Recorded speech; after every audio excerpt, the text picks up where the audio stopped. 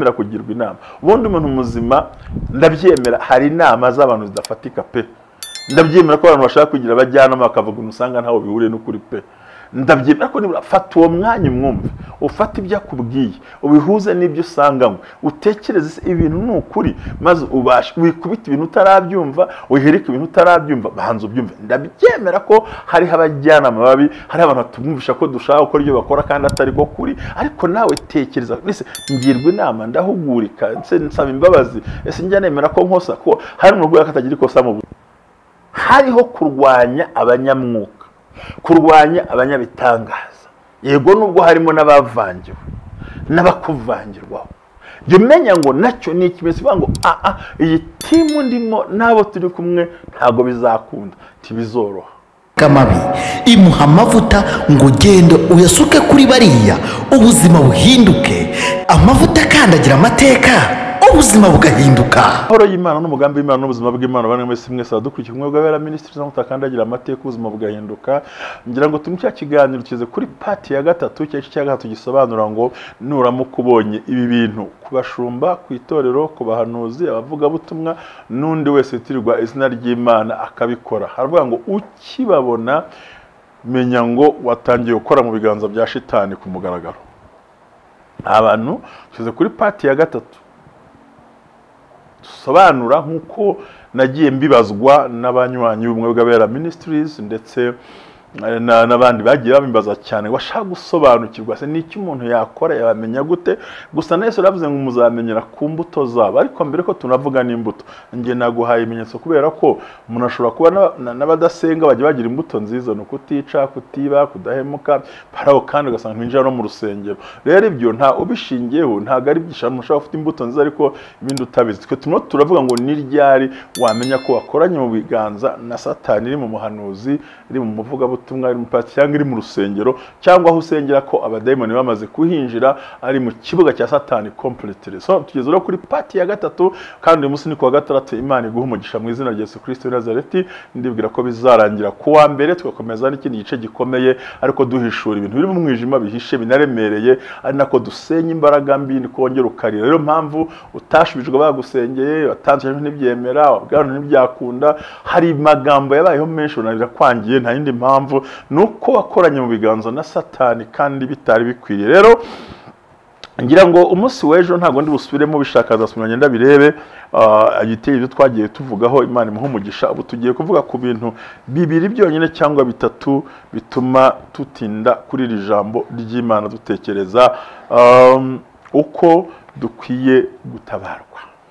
turagushimiye uwera Israel Imana y'amahoro Imana itabara Imana ko Imana y'amani bakandi Imana yumva turagushimiye kuri umukiza uri umurengezi ndasabye kugira ngo umuntu wese uboneka ahangaha ku bumwe bw'abera Ministries ndetse mwami n'Inshuti zacu n'abatangira bose bampera umugisha kandi umucyo urushaho kuturasira kandi ukomeze kutwereka mu buryo budasanzwe no mu buryo bukomeye kandi tubirenga bidukingira ko uri Imana nyamana kandi yose ubishoboye urakoze rero banange ufashe umukameraman ufashe rwose mu zihangazo umaze utabara turengere maze imbaraga zishobora kubana natwe muri byose Yesu Kristo umwami wacu amen nongere mbasuhuze mwese abo muherereye kandi muri ngira ngo mwashe kubimenya ugire comment utubwire ibimenyetso wagiye ubona aho wagiye turagufasha byose turakubwira waca mu gikari Imana ibaho umugisha mu izina rya Yesu Kristo w'i Nazareti nari nageze ku kimenyetso cy'umunani ngira ngo tugeze ku kimenyetso cya 9 ariko ni part 3 niko nabyita igice cya gatatu rero turavuga ku mirongo igera kuri 3 gusa ibintu bitatu bikomeye bikwereka neza ko urusengero winjiyemo abapasiteri mukorana amashumba mukorana abahanuzi mukorana abaririmbyi mukorana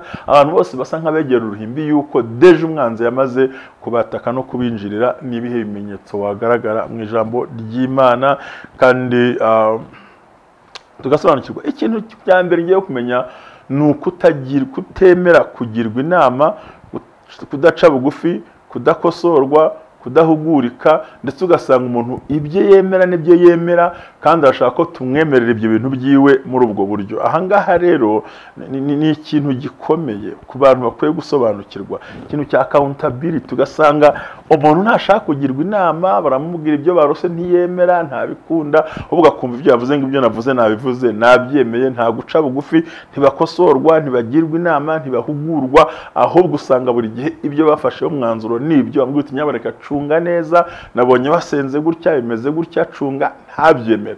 So rero Bibiliya avuga ngo mwene so n'umuhugura akemera, ubonye mwene so mwiza. Rero mu matorero runaka ashumbwa n'abantu runaka uzasanga nta guhugurika kuhaba, kandi wajyana uhugura akaba yakoreka ku mushumba ati mareke agakiza akaba mu mutima. Ndabyemera ko n'indwara yo mu maraso ari kigaragara inyuma ku mubiri. Aho rero nubona iki kintu cyo kutemera guhugura, ikintu cya accountability, kutagirwa inama na buhoro, kuba adashobora kumva icyo umubwiye, udashobora kumukosora ngo abyumve, utamubwira ngo hindura ibi ngo abyumve, ahubwo kumva ibyo ashaka, akeneye kubishyira muri wowe ati niba nkeneye, nyaboneka ibimbwiye si byo, ati kandi ndavuze ntago mpindura, abantu bakura kwizima. Ni ikimenyetso cyerekana ko uwo muntu Satani yamaze kumugira igikoresho cye, kabone nubwo ari mu rusengero, nubwo arimo avuga mu ndimi, nubwo arimo akora ibyo akora byose, ariko kera ikintu cya accountability kuri we ntashaka kukibazwa, nta gikeneye, nta kireba, ahubwo hari ibintu agomba kubatekereza ko atajya akora. Kandi ugasanga mu buryo bwarimo akora nk'ibintu rimwe na rimwe bifitemo inzira itari nziza. Ugasanga ni hano wamugira inama ntiyemere, wamuvugisha ntiyemere, wamuganiriza ntiyemere, wamubwira gukora ibintu ntiyemere, hano ntiyemere. Ugasanga afite kudakosoreka, kudahugurika, kutagirwa inama, kutumva yakwigishwa, kutamubaza ngo ibyo wakoze ni ibiki, aho ugasanga n'ibyo yakoze ashaka kubihagararaho. Rero bene uwo muntu ntazemera ko akora icyaha, ntazemera kurondorwa, bene uwo muntu yemera ko avuga ibyaha by'abandi ariko ibye ntihagire ubikoraho, ntagirwa inama. Rero n'umuka uhuye nawe umushumba, yaba itorero, yaba umukristo, yaba umuhanuzi, yaba ukamusangamo icyo kintu, menya ngo kera ndi kwinjira mu marembo, kuko ushobora kuvuga uti narose ati ntago mbyemera cyari umwana ntuzi ibyo ari byo, wanamubwira ibyo ku buryo ubona ko muri we ahora kubona as child, akora kubona nk'umwana udafite ubwenge, cyangwa ahora kubona nk'umuntu ukwiye gutwaza igitugu, cyangwa umuntu ushobora kumva ko ibyo akubwiye ari ibyo nyine, ati yarangiza akanabishyiramo n'ijambo ry'Imana, akakumvisha ukuntu ibyo yakoze bishoboka, ariko wareba ugasanga by'ukuri ni uko adafite kwa gutekereza, guca bugufi, no kwirebaho, no kwakira, no kumenya urwego rwe, no kumenya inzira abikoreramo. Ikindi bene abo bantu n'ubundi nabo bakwigisha kwigira gutyo, bakita ngo no kwihagararaho, ngo no kwirinda, ngo no kuyota vogerwa, ariko warebe ugasanga nawe kuba udahuguri ku bundi ni ikimenyetso cya Satani burundu.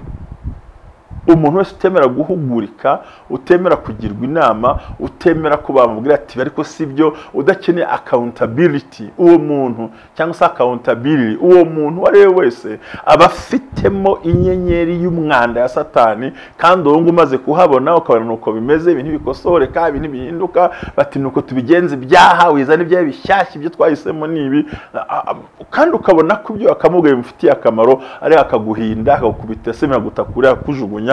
Jimenya neza ngo aha hantu naho umwanzi yahashyizemo intebe. Ikindi muri uyu muhanuzi muri we harimo intebe, ikindi muri uyu mupasiteri muri we harimo intebe mbi, ikindi muri umushumba harimo intebe mbi, ikindi muri urusengero harimo intebe mbi. Ibyo rero ni ibimenyetso simusiga byerekana ko yaba ari umuhanuzi musengana ukubwira ati jyewe simbisha, kandi wamubonyeho. Hari ibintu ushobora kubona weretswe, hari ibintu ushobora kubona ukabona mu mico y'umuntu, mikorere y'umuntu, ari akaba adakiri accountability, adakeneye kubwira ko yakoze, utamubwira ngo icyo urambaza, ugasanga afite ukuntu yirinda ngo utamwinjirira, ariko atari uko afite ibintu bizima, ahubwo ukashaka guhisha inengeze, amakosa ye, ariko bigaragara ko umwanzi yamaze kumwataka. Tuve no kwitorero, niba ufite umugabo umeze gutyo, menya ngo yamaze guhana ibiganza na Satani. Niba ufite n'umugore umeze gutyo, yamaze guhana ibiganza na Satani. Niba ufite umwana umeze gutyo, menya nawe ngo yahawe, yamaze guha intebe Satani muri. Nuvuga ngo ubundi buri gihe ikintu kiranga umukristo muzima ni uguhugurika, ni ugusaba imbabazi, ni uguhugurwa, ni ukwemera kugirwa inama, no kutumva ko ibyo yafashe umwanzuro ari byo. Rero kubashumba n'abayobora amatorero aravuga ngo giye ngo je décider ça, na décider nta kindi. Abantu bavuga ngo na décider narangije, nta keneye inama, nta keneye ubwunganizi, nta keneye ubufasha, ni nawe ugera mu gikorwa cyamunanira akabura mutabara ko yiyemeje ko bakikore. So rero ukimara kubona ibyo bintu, haba ku mushumba, sore ku muhanuzi, uwo ari we wese, menya ngo hari imbaraga mbi zamaze kwataka systeme z'ubuzima bwawe ndetse n'umuryango wawe mu buryo buri hejuru cyane, hahandi utabasha kwikura no kwivana no kwisobanura, kuko byamaze kugorana, nta nzira yo gucamo. There is no way to escape it. Rero ngo ukimara kubona ibyo bintu, wanamubwira ngo abo ni abadayimoni baguteye, wanamubwira ngo wigize umuntu w'inyabwenge ntacyo ushoboye, mbere ukabona barashaka kwereka ko uri kure yabyo. Menya ngo wowe urimo uravugana n'abantu bamaze guha icumbi Satani muri b'imbere, kuko bafite kubundi biravuga mu Baheburayo ngo uwemera guhugurwa akagirwa inama niwe mu Kristo nyawe. Cyo bita kwemera, kwakira no kuguma mu mpuguro ubwazo ni ikimenyetso cyerekana ko Imana muri kumwe kandi Imana muri kugendana. Rero uzasanga mu matorero menshi abashumba benshi, simvuza binaha, bahanuzi, abapasiteri, abaririmbyi, abavuga butumwa, buri gihe kubera impano zabajemwe muri bo bahora bumva ko abari munsi yabo badatunze impano nk'izabo, bo ntacyo babasha kuvuga. Ariko uko nukwibeshya, uko nukwibeshya, badahugurika, bambara nabi, babwira ati si ukubambara ngo barakubeshye gakizaka mu mutima, ibyo wakoze si byo, ati genda igira hirya, bamureka ni freedom, mureke tunezerwe, ni turi mu gihe cy'umutekano no kwigira. Turabyemera yuko twakiriye ngo duhinduke ababo hose tube free, ariko se iyo ntuze uko kubohoka kwacu kuba impamvu yo gutuma tubangamira abandi. So aho rero ukimara kubibona, ukimara kubyitegereza, ukimara kubireba, ukabona ko aho hantu uri muri iryo torero, kuri uwo mushumba, kuri uwo muhanuzi musengana, kuri uwo munyamasengesho, kundi muhura mu gikorwa cy'Imana, ukabona ubana n'umeze nka ferabeto itagondeka, icyuma kitagundije ijosi, utashobora kugirwa inama, utavugisha, utabwira uti nyaboneka mutware wanjye, dore uko mbona, mugore nuko, umwana wanjye nuko, agahora yumva yabo mujyanama w'abandi ariko adakeneye ko yagirwa inama. Uwo muntu no kwitondera, no kumenya ngo nacyo ni ikimenyetso cyerekana ko umwanzi yagose aho hantu, kuko yagombye kwemera kugirwa inama. Ubundi umuntu muzima ndabyemera, hari inama z'abantu zidafatika pe, ndabyemera ko abantu bashaka kugira abajyanama bakavuga umusanga ntaho bihuriye n'ukuri pe, ndabyemera ko nibura fata uwo mwanya umwumve, ufata ibyo akubwiye, ubihuze n'ibyo usanganywe, utekereze ibintu n'ukuri, maze ubashe wikubita ibintu utarabyumva, wiherika ibintu utarabyumva, banza ubyumve. Ndabyemera ko hari abajyanama babi, hari abantu batumvisha ko dushaka gukora ibyo bakora kandi atari ko kuri, ariko nawe tekereza, ese ngirwa inama, ndahugurika, nsaba imbabazi, ese njya nemera ko nkosa, ko hari umuntu rwego atagira ikosa mu buzima, uharabeshye cyane nawe, Satani yicaye muri we. Twumva turi abantu, umuntu yagira ikosa kandi umuntu aranakosa, ko twitwa umuntu egari amakosa. So rero amakosa kuyahakana ukaba umwere ngo nta kosa ufite kandi amaso abigaragaza, ni ikimenyetso cy'uko ari urwo rusengero, ari uwo mushumba, ari uwo pasiteri, uwo muhuye muri ubwo buryo n'umuhanuzi, ukabona ntahugurika, ntagirwa inama, haba ku myambaro, ku mirire, ku mivugire, ku bintu cyose, ukabona ntashaka guhinduka, akakumvisha ukuri kw'ibintu bye. Menya ngo kandi koko Satani namuhaye ikiganza, reka nirukanke mpunge ntaza kwandurira hano hantu. Ibiro ni binashatse kuvuga ahantu henshi hakomeye cyane, ko burya biratubwira ngo kubanziriza, kwishyira hejuru, kubanziriza kugwa. Imana idufashe, Imana iturengere, Imana idukomeze. Ngira ngo nkwibarize nawe ubwawe, niba udaca bugufi, utagirwa inama, utemera kwemera, menya ngo washatse ikintu bita saro utereka mu mutima. Satani ntiyicara wenyine, azana n'abandi badayimoni bose, intebe barazuzura, bahagarara muri saro y'umutima wawe. Ni ikimenyetso cy'uko bahagazemo, nuko nta mbabazi ugifite muri wowe. Ntukeneye guhugura, ntukeneye kuvugisha, ntukeneye kwiga, ntukeneye kuganirizwa, ibyo wemewe n'ibyo uvuga n'ibyo, aho nawe ubwawe usibye no bashumba uvuga. Ikiba gikurikiye nuko Satani atateye intebe muri wowe, ahubwo yateyemo saro yose ayicaramo. Ikindi kiba gikurikiye cya gihe nuko ikizakuza kuvuga abantu, kugambanira abantu, gusebanya, kuko ubundi wananiwe buri gihe yifuza ko nabandi bananiwe, kandi uwaguye yumva yagusha nabandi, kandi uwapfuye yumva apana. Niyo ngo mu byo gumwuka uwapfuye yumva nabandi bose bapfa, bagakora nk'ibyo akora kugira ngo bamurebereho. Nkuko ikimenyetso cya munani cyerekana kugwa kivuga ngo yishimira nabandi babikora, ngo kugira umuhe intege yo gukomeza ibyo yakoraga, birumvikana ko hari ikibagera. So rero ahantu hagaragara imyuka mibi n'imbaraga mbi n'abarozi n'abadayimoni ko binjiriye itorero, binjiriye abantu, binjiriye korari, binjiriye pastor, binjiriye abavuga butumwa n'abandi bantu, n'umwuka babibitseho wo kutemera kugirwa inama, kutemera guhugurika, kutemera gukosorwa, no kutemera guca bugufi, no kutemera gusaba imbabazi. Ibyo ukibona rero, niba ari inshuti ufite, caho.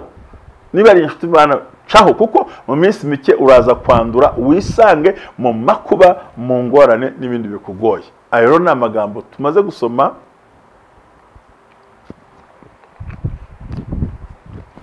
bitwerekana kudaca bugufi. Sawuli yazize kudaca bugufi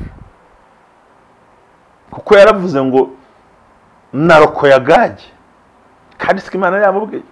Rero ibi ni ibintu bigaragara. Ikindi giye kureba cya 10 ni uguhangana n'imbaraga z'umwuka wera mu itoro cyangwa se guhangana n'abanyamwuka. Ku buryo kuko buriya Satani ntajya yemera impano nzima ko zikorera mu itorero. Satani ntajya yemera ko impano nzima zikorera muri gupe y'amasengesho. Abantu bamaze guhana ibiganza na Satani cyangwa banaguye bashyira igitugu ku banyempano, kubacecekesha, kubafunga umunwa, kubabwira ngo mwizehe, mwaganye hehe. Ibyo ugasanga ko bazi neza ko umwuka wera w'Imana ndaza kwigaragaza ibyaha bya benshi bizakugaragara. Icyakabiri ari umwuka w'Imana nuko yigizaho ibintu bikomeye. So kuva ro bashaka kurwanya impano z'Imana nuko bazi neza ko niziramuka zikoze ziza gushyira ahagaragara ibyo bashyize mu mwijima.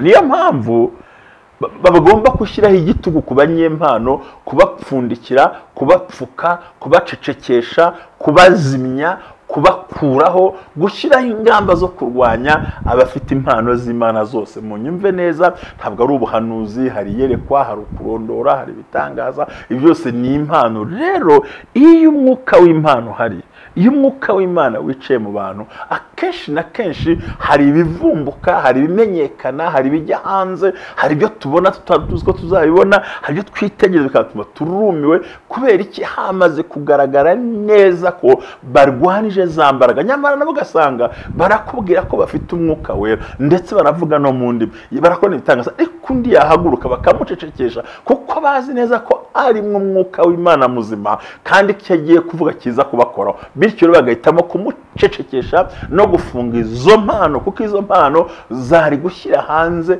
impano ze n'ibyo avuga n'ibyo yemera, byari gutuma acogora akananirwa, bityo akavuga ati nta mpamvu yo kunaniza, reka nkwereke. Ibyo nabyiboneye ahantu Uganda, abantu bagiye gusenga, hinjiye umuntu unyabitangaza nk'uwo, aravuga ngo ngo mu rusengero rwacu guhinjiye abadayimoni bagiye kubuza umwuka wera. Ko ntabwo baribo, barabakozi b'Imana buzuye imbaraga z'Imana. So rero umuhanuzi, muntu werekwa, muntu uri mu rusengero, mu itorero, niba ufite impano y'Imana gushishikesha, jya ko ahantu uhagaze rero niba koko ari impano y'Imana, kuko aho barabacecekesha bakabazimya bakagezaho kugira ngo babashe gukora ibyo bashaka gukora ku ruhande rwabo. So rero ni byiza ko we nk'umuntu w'Imana ibyo ukora byose, ibyo uvuga byose, kugenda kose, wagombye kumenya ngo iki ni ikimenyetso simusiga cyerekana ko umwanzi uwo turimo dukorana, tuvugana mu itorero, dusengana, kuko kubera bakuyeho impano nzima. So rero buri gihe Satani agomba gusenya abafite impano nzima kugira ngo acecekeshe hatagira ibintu bivugwa, cyane ko bahanura mu izina rya Yesu,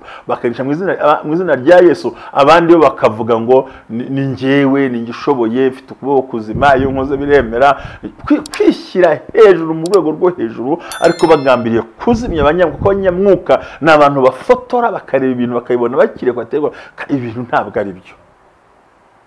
Aho rero ugomba naho kuhamenya uhashingiye. Aho ugomba kuhamenya naho kugira ngo ubashe gusohoka muri icyo kintu koko urimo ugenda ukorera muri wowe, kandi k'Imana hari kigiye kurema gikomeye mu buzima bwawe. Ni byiza rero ko tuba maso, tugasenga Imana, tugakorera Imana, Imana ikabana natwe.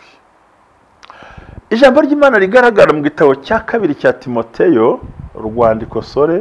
urwandiko intumwa Paulo yandikiye Timoteyo, yaramubwiye ngo murongo wa 14 cyambere ngo ikibitsanyo cyiza wabikijwe ukirindishe umwuka wera utubamo. Ujye ukomeza icyitegerezo cy'amagambo mazima wanyumvanye, ugikomereshe kwizera n'urukundo rubonerwa muri Kristo Yesu. Murongo wa 14, ikibitsanyo cyiza wabikijwe ukirindishe umwuka wera. Agakiza cyo twahawe, amugira inama ngo ibintu byose yaba afite n'ibyo akora n'ibyo ashoboye n'ibyo abibitse abirindisha umwuka wera.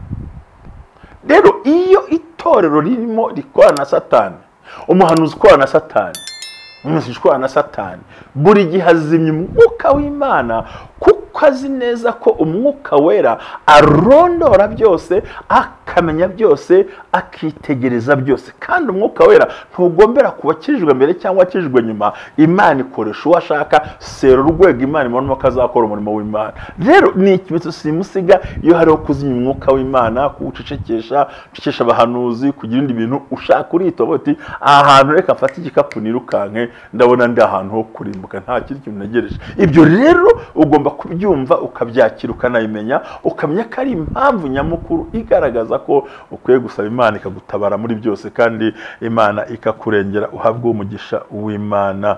Rero ikibitsanyo cyiza wahawe ukirindishe umwuka wera. Kandi tumaze kubona neza yuko bashyiraho igitugu, barwanya bati nta muhanuzi ukurimo. Mwibuke ijambo ry'Imana mu gihe cy'umwami Ahabu agiye gutabara, ahamagara abahanuzi avuga ati genda uzatabara amahoro, nta kibazo uzaba. Ariko avuga ati ntabwo mbyera, nta wundi muhanuzi uhari. Ngaha baravuga ngo kereka umwe gusa, ngo ujye umuhanura ibintu, ngo nta bintu byiza agira hanura. Ati numunzanire. Baramuzana Mikaya, ati uwo Mikaya ntacyo agira, imvugo ze nimbi, ibintu abibona nabi, abana bajya mu iterambere we ntabyumve, abandi bavuga ibindi bintu we ntabibone, ahubwo icyo bakora niki, yibereye mu kurwanya gusana abanyeshyari, ntibadukunda, baduhora abo turi bo, impano zacu, imbaraga. Ugasanga icyo kintu barashaka gusenya, gukomeretsa no kuvuna no kwangiza abanyempano, kugira ngo birukanke bahunge, maze babone uko ibibi byabo bitajya hagaragara. So rero icyo gitugu cyo kubyiga abanyempano, guhirika abanyempano, kwigiza abasenga atari kubona amasengesho bisenga nayiki, agira ngo waje bakakubwira amagambo yo kugusenya no kugushora mu ntege nke zabo. Jya umenya ngo kera koko Satani twahanye ikiganza, kandi birankomereye, kandi bigiye kunyinjiza ahantu habi hadashoboka. Icyo ni ikintu ukwiye kumva, ukamenya kandi ukakira, kugira ngo Data wa twese aguhe umugisha udasanzwe. Bivuze rero ngo iyo hariho kurwanya abanyamwuka, kurwanya abanyabitangaza, yego nubwo harimo n'abavangiwe n'abakuvangirwaho, jya umenya ngo nacyo ni ikimenyetso kivuga ngo iyi timu ndimo n'abo turi kumwe ntabwo bizakunda, ntibizoroha. Akomeje kukubwira neza mvuga ngo ikintu bita kwigizayo umwuka wera, guhangana n'abanyamwuka, kurwanya abanyamwuka, kubashyirishaho amakosa, kubateza intambara, na kimwe mu bintu bigaragaza neza ko Satani arimo akora n'abo bantu. Ukwiye kubahungira kure kandi ukabagendera kure, kugira ngo Imana ibashe kugufasha mu byo ugendamo byose. Imana igufashe. Tugiye kureba ikintu cya 11. Urango umunsi turavuga ibintu 3 byonyine gusa, ariko ni cya 11 ibimenyetso byerekana simusiga yuko aho muri gukorera hari ikibazo. Tumaze kubona ko kimwe ari kutemera guhugurwa no kugirwa inama no gukosorwa, kabiri ari uguhangana no kurwanya no kuzimya no kwigizayo no gucecekesha abanyamwuka, ko aho mwukuri uvumbura ibyigenge no kugira ngo batabona ibyo barimo bakora ibyo ari byo. Hanyuma ku cya 11 ni ukuramya no guhimbaza bitazana ubwere n'umwuka wera, bitari authentique. Bigaragara ko kuramya, guhimbaza, kuririmba mu nsengero atari ibintu bizana imbaraga z'Imana, ahubwo ari umwanya wo kwishimisha, kwibonekeza, kwigaragaza, kuvuga bitewe n'amagambo bavugamo. Rimwize ko umuntu yigeze kuvuga ngo hashimwe Satani wagukije, barafashijwe barabyina, ariko batanje gusenga bare kuvuza akajambo ntagire ugagakuramo. Ariko ni ikindi kibazo, bitavuze ko akorera Satani, ahubwo ari uko yaranezerewe, ayivugira icyo yibone, abantu bibwamo. Abandi kirwa asanga ambaye utwenda nta kigenda, no kugira ngo babone uko bakurura abinjiye mu rusengero, haba ku bahungu cyangwa cyangwa se ku bakobwa, kuko byose hari ukuntu basigaye bigenza, haba ku bagore haba ku bahungu, hari ukuntu abantu bashaka kwerekana imyanya y'ibanga kugira ngo bakurure abandi bantu. Ugasanga rero mu kuramya kwabo no guhimbaza kwabo ntabwo ari ukuri kuri authentique cyangwa n'ubukristo, ahubwo ni ibintu bisa nko muri buwate, kwishimisha, gukora ibintu bitazana ubwiza bw'Imana mu rusengero, ahubwo hakaza nk'amarangamutima no kwishimisha bitandukanye n'ibyo bintu, mibyinira idatandukanye, ibyo asa n'iyo utamenye uko byitwa byose, kandi ugasanga barashaka kubishyigikira, bashaka kubyemeza. Ni ikintu gikomeye ukwiye gutinya. Atashobora gutinda muri ibyo ngomba gukora kandi bitagombye kuba bibaye byiza mu buryo bwiza. Ugasanga rero ni kwakura ijambo ry'Imana tujya dusoma muri Bibiliya ritubwira amagambo akomeye. Ijambo ry'Imana dusoma ariko nitubwira ibintu biremereye, rikatubwira mu butumwa bwiza bwa Yesu bwanditswe na Yohana, nibwira ko ari mu bice 4 niba ntihenda, uko numva rimpise ndiza rikamfata ngo nategwa, ariko sinatekerejeho cyane, ariko ndumva ndi buhabone. Ndatwaye ibintu ni sawa, ndumva ari ibice 4 uko biri kose, nta byinshi bihambaye bihari. Nta byinshi bihari, nta ibintu byoroshye, ni amagambo y'Imana. Umugore Yesu avugana n'umusamariyakazi ni ibice 4, ni hahandi ngo Yesu bimvamo ko akwiye kunyura i Samariya.